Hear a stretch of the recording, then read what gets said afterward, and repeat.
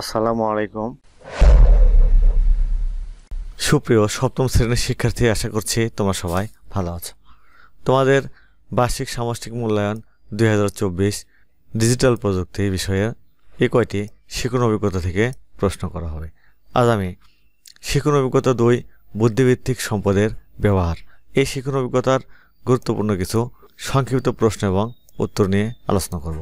দেখো, গত দুটি পর্বে আমরা এই শিক্ষণ অভিজ্ঞতার এমসিকিউ এবং এক কথায় উত্তর নিয়ে আলোচনা করেছিলাম। তোমরা যারা ভিডিওগুলো দেখোনি তারা সোহান অনলাইন স্কুল সপ্তম শ্রেণীর বার্ষিক পরীক্ষা প্লেলিস্ট থেকে ভিডিওগুলো দেখে নেবে। চলো তাহলে আমরা বুদ্ধিভিত্তিক সম্পদের ব্যবহার এই শিক্ষণ অভিজ্ঞতার গুরুত্বপূর্ণ কিছু সংক্ষিপ্ত প্রশ্ন এবং উত্তর দেখে নেব। দেখো, মেধাস্বত্ব কি? বুদ্ধিভিত্তিক সম্পদ সংরক্ষণের আইনি অধিকার হলো মেধাস্বত্ব। কোনো মৌলিক সৃষ্টিকর্মের অপব্যবহার রোধ করতে বুদ্ধিভিত্তিক সম্পদের মেধাস্বত্ব সংরক্ষণ করা হয়। বুদ্ধিভিত্তিক সম্পদ কাকে বলে? কোনো ব্যক্তি তার বুদ্ধি, মনন ও সৃজনশীলতা ব্যবহার করে যা কিছু তৈরি করে তাকে বুদ্ধিভিত্তিক সম্পদ বলে। উদাহরণস্বরূপ বলা যায়, সাহিত্য, শিল্পকর্ম, সঙ্গীত, আবিষ্কার, প্রযুক্তিগত উদ্ভাবন এসবই হলো বুদ্ধিভিত্তিক সম্পদ। বুদ্ধিভিত্তিক সম্পদের অপব্যবহার রোধে করণীয় কি? যখন ব্যক্তিগত বা বাণিজ্যিক কাজে অন্য কাউকে নিজের বুদ্ধিভিত্তিক সম্পদ আমরা ব্যবহার করতে দেব, তখন তাদের কিছু নীতিমালা তৈরি করে দেওয়া উচিত। এর ফলে কেউ আমাদের এই বুদ্ধিভিত্তিক সম্পদ অপব্যবহার করতে পারবে না। ময়মনসিংহ গীতিকা মূলত কি? সুপ্রশিক্ষিত, এখানে এ ধরনের 16টি প্রশ্ন দেওয়া আছে এবং উত্তর দেওয়া আছে। তোমরা এখান থেকে দেখে নেবে। আমি শুধু প্রশ্নগুলো পড়ে যাব, তোমরা উত্তর এখান থেকে দেখে নেবে। এতগুলো প্রশ্ন এবং উত্তর পড়লে ভিডিওটি অনেক বড় হয়ে যাবে। ময়মনসিংহ গীতিকা কি? তার উত্তর এখান থেকে দেখে নেবে। তারপর ময়মনসিংহ গীতিকা কোন ধরনের সম্পদ? এ জাতীয় আরেকটি সম্পদের নাম লেখো। উত্তর এখান থেকে দেখে নেবে।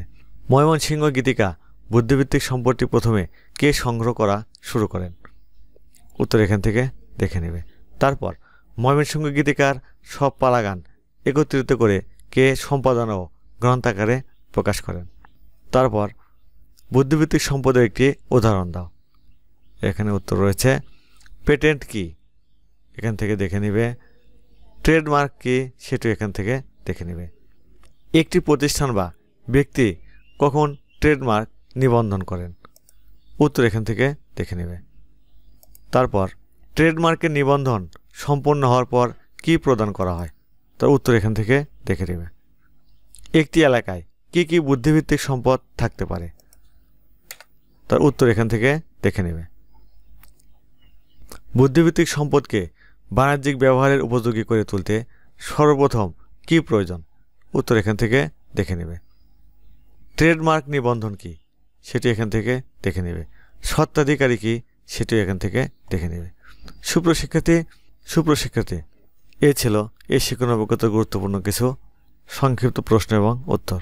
তোমরা এখনও যারা সোহান অনলাইন স্কুল চ্যানেলটি সাবস্ক্রাইব করোনি তারা প্লিজ সাবস্ক্রাইব করবে এবং ভিডিওতে লাইক দিয়ে দেবে। আজ তাহলে এখানে শেষ করছি। আল্লাহ হাফেজ।